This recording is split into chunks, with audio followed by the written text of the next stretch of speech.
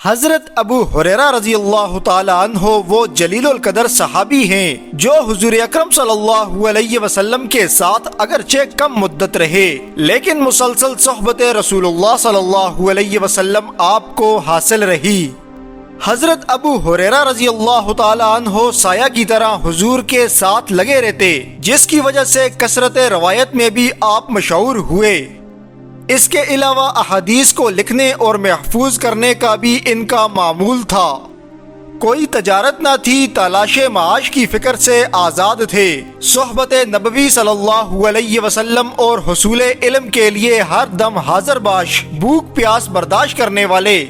حضرت ابو ہریرہ اہل صفا کے ان لوگوں میں شامل ہیں جنہوں نے دین اسلام کی خاطر سب سے زیادہ بھوک اور پیاس کو برداشت کیا، لیکن کیا مجال کے صحبت نبوی کو ترک کیا ہو؟ امت کو احادیث کا ایک بڑا ذخیرہ باواسطہ حضرت ابو ہریرہ کے ملا۔ حضرت ابو ہریرہ کے مختلف روایات کے اندر مختلف نام ہیں، چنانچہ اسلامی تاریخ میں حضرت ابو ہریرہ کو عبد الرحمن کے نام سے بھی جانا جاتا ہے۔ اس کے ساتھ ان کا نام عمیر بھی تھا۔ ابو ہریرہ آپ کی کنیت تھی۔ حضرت ابو ہریرہ رضی اللہ تعالی عنہ کا سلسلہ نسب کچھ یوں ہے: عمیر بن عامر بن عبد الزشر بن طریف بن غیاس بن سعد بن ثعلبہ بن سلیم بن فہم بن غنم بن دوس۔ حضرت ابو ہریرہ کا اصلی خاندانی نام عبد الشمس تھا۔ قبول اسلام کے بعد نبی اکرم صلی اللہ علیہ وسلم نے آپ کا نام عمیر رکھا۔ آپ رضی اللہ تعالیٰ عنہ اپنی کنیت ابو ہریرہ کے بارے میں فرماتے ہیں کہ میں نے ایک بلی پال رکھی تھی، رات میں اس کو ایک درخت پر چھوڑ دیتا اور صبح کو جب بکریاں چرانے جاتا تو اس بلی کو ساتھ لے جاتا اور دن بھر اس بلی کے ساتھ کھیلتا رہتا۔ لوگوں نے یہ غیر معمولی دلچسپی دیکھی تو مجھ کو ابو ہریرہ کہنے لگے۔ حضرت ابو ہریرہ ہجرت نبوی سے تقریباً 24 برس پہلے اپنے وطن یمن کے اندر پیدا ہوئے۔ حضرت ابو ہریرہ اپنے وطن ہی میں پلے اور بڑھے، اس کے ساتھ ہی اپنی زندگی کا پہلا 30 سالہ دور بھی یمن کے اندر گزارا۔ وہ بچپن میں ہی والد کے سایہ سے محروم ہو گئی، اس لیے ان کی والدہ نے نہایت غربت میں آپ کی پرورش کی۔ اہل سیرت نے ان کے بچپن کے حالات بہت کم بیان کیے، صرف یہ معلوم ہوا کہ وہ اپنے وطن کے اندر بکریاں چرایا کرتے تھے۔ روزانہ بکریاں جنگل میں لے جاتے اور شام تک انہیں چراتے رہتے۔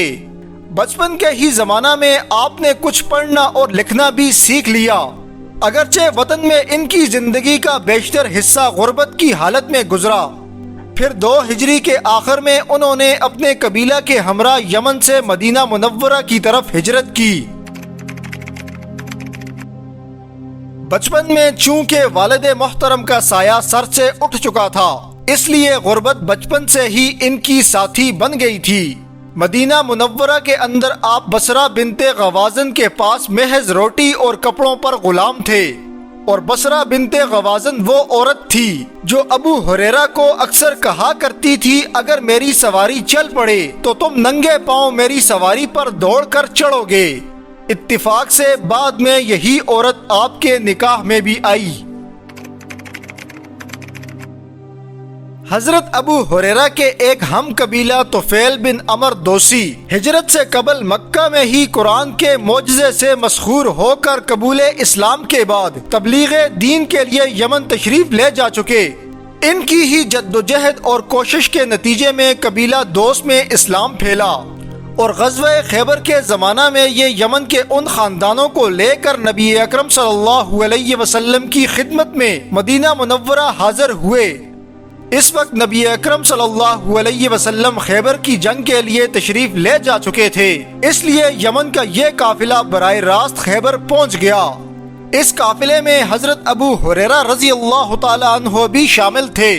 چنانچہ جب قبیلہ دوس کے لوگ اور حضرت ابو ہریرہ خیبر کے مقام پر پہنچے تو نبی اکرم صلی اللہ علیہ وسلم نے ان لوگوں کو دعوت دی تو فوراً حضرت ابو ہریرہ سمیت تمام لوگ دل سے مسلمان ہو گئے۔ پھر حضرت ابو ہریرہ قبول اسلام کے بعد عمر بھر کے لیے دامن نبوی صلی اللہ علیہ وسلم سے منسلک ہو گئی اور حضور صلی اللہ علیہ وسلم کے وصال شریف تک آپ کے ساتھ رہے۔ حضرت ابو ہریرہ نے حضرت ابو بکر صدیق کے دور خلافت میں ملکی معاملات میں کوئی حصہ نہ لیا، اس لیے صدیقی دور میں آپ کہیں بھی نمایاں طور پر نظر نہیں آتے۔ اس مدت میں اپنے محبوب مشاغلہ میں حدیث کی اشاعت کے لیے خاموشی سے لگے رہے۔ حضرت عمر کے دور خلافت میں زندگی کا دوسرا دور شروع ہوا۔ حضرت عمر بن خطاب نے حضرت ابو ہریرہ کو بحرین کا امیر مقرر کیا اور اس دن سے حضرت ابو ہریرہ کے فقر کا خاتمہ ہو گیا۔ جس وقت حضرت ابو ہریرہ بحرین سے واپس ہوئے تو آپ کے پاس 10,000 روپے کی مالیت تھی۔ حضرت عمر نے ان سے پوچھا کہ اتنی رقم کہاں سے ملی؟ حضرت ابو ہریرہ نے عرض کیا کہ گھوڑوں کے چھوٹے بچے فروخت کیے اور اس کے ساتھ ساتھ عطیوں اور غلاموں کے ٹیکسوں سے یہ مال جمع کیا۔ تحقیقات کرنے پر یہ بات سچ ثابت ہوئی تو پھر حضرت عمر نے دوبارہ ان کو عہدے پر مامور کرنا چاہا، لیکن اس بار حضرت ابو ہریرہ نے حکومتی کام سر انجام دینے سے انکار کر دیا۔ حضرت ابو ہریرہ نے خلافت عثمان غنی رضی اللہ تعالیٰ عنہ میں بھی خاموشی کی زندگی بسر کی، مگر جب حضرت عثمان محصور ہوئے تو لوگوں کے سامنے آ کر حضرت ابو ہریرہ حضرت عثمان کی مدد کے لیے لوگوں کو ابھارتے رہے اور محاصرے کی حالت میں حضرت عثمان کے گھر میں بذات خود خلیفہ کی حفاظت کرنے کے لیے جاتے بھی رہے۔ حضرت عثمان کے محاصرے تک حضرت ابو ہریرہ رضی اللہ تعالیٰ عنہ لوگوں کے درمیان موجود رہے۔ اس کے بعد جنگ جمل اور جنگ صفین وغیرہ میں آپ رضی اللہ تعالیٰ عنہ نے علیحدگی اختیار کر لی۔ دیگر صحابہ کی طرح حضرت ابو ہریرہ نے فتنے میں مبتلا ہونے کے خوف سے تنہائی اختیار کر لی تھی۔ قبول اسلام کے بعد حضرت ابو ہریرہ نے ہر دم حدیث کی تلاش کو اپنا جستجو بنا لیا۔ حضرت عبداللہ بن عمر رضی اللہ تعالیٰ عنہ جو خود بڑے حافظ حدیث شمار ہوتے ہیں، فرماتے ہیں کہ ابو ہریرہ ہم سب میں زیادہ حدیث جاننے والا ہے۔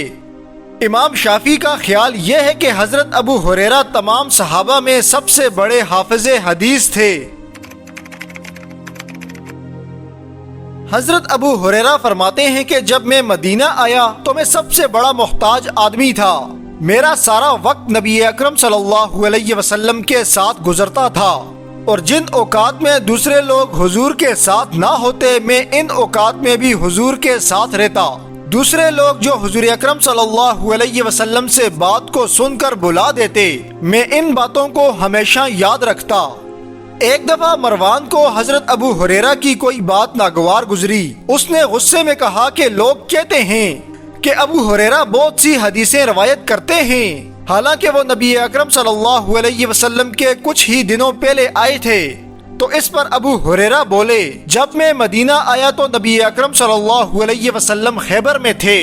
اس وقت میری عمر 30 سال سے کچھ اوپر تھی اور آپ کی وفات تک سایہ کی طرح میں آپ کے ساتھ ہمیشہ رہا، اس لیے میں دوسرے لوگوں سے زیادہ حدیثیں جانتا ہوں۔ بخاری کی ایک روایت میں ہے کہ ایک مرتبہ حضرت ابو ہریرہ نے نبی اکرم صلی اللہ علیہ وسلم سے حافظے کی شکایت کی تو آپ نے ارشاد فرمایا، اے ابو ہریرہ نیچے چادر بچھاؤ۔ انہوں نے چادر بچھا دی۔ آپ صلی اللہ علیہ وسلم نے اس میں دست مبارک ڈالا، پھر فرمایا اس کو سینہ سے لگا لو۔ حضرت ابو ہریرہ فرماتے ہیں اس کے بعد کوئی چیز میں کبھی نہیں بھولا۔ اس کے علاوہ حضرت ابو ہریرہ کا یہ معمول تھا کہ اکثر حدیثوں کو لکھ دیا کرتے، چنانچہ بھولنے یا الفاظ کے رد و بدل کے ڈر سے جو کچھ سنتے تھے اس کو فوراً قلم بند کر لیتے تھے۔ آپ رضی اللہ تعالیٰ عنہ کے دامن میں جس قدر علمی جواہرات تھے آپ نے سب عام لوگوں میں تقسیم کر دیے۔ 57 ہجری میں مدینہ منورہ میں حضرت ابو ہریرہ بیمار ہو گئی۔ مروان بن حکم سمیت بڑے بڑے لوگ آپ کی عیادت کرنے کے لیے آتے۔ بیماری کی حالت میں زندگی کا کوئی آثار نہ رہا، بستر مرگ پر پیش آنے والے مناظر کا ذکر کرتے اور خوب روتے۔ جب لوگ رونے کا سبب پوچھتے تو حضرت ابو ہریرہ فرماتے، میں اس دنیا کی دل فریبیوں پر نہیں روتا بلکہ سفر کی لمبائی اور زیادہ راہ کی قلت پر آنسو بہاتا ہوں۔ اس وقت میں دوزخ کے نشیب و فراز کے دامن میں ہوں، معلوم نہیں اس سے کس راستے پر جانا ہوگا۔ انتقال کے بعد ولید نے نماز جنازہ پڑھائی۔ اکابر صحابہ حضرت ابن عمر، ابو سعید خدری رضی اللہ تعالیٰ عنہ بھی آپ کے جنازے میں شامل تھے۔ نماز جنازہ کے بعد حضرت عثمان کے صاحبزادوں نے کندھا دے کر جنت البقیع میں پہنچایا۔ پھر مہاجرین کے قبرستان میں اس علم کے سمندر کو سپرد خاک کیا گیا۔ اللہ تعالیٰ حضرت ابو ہریرہ رضی اللہ تعالیٰ عنہ پر اپنی کروڑوں رحمتیں نازل فرمائے۔ دوستو، اس طرح کی مزید ویڈیوز دیکھنے کے لیے ہمارے چینل کو ضرور سبسکرائب کیجیے۔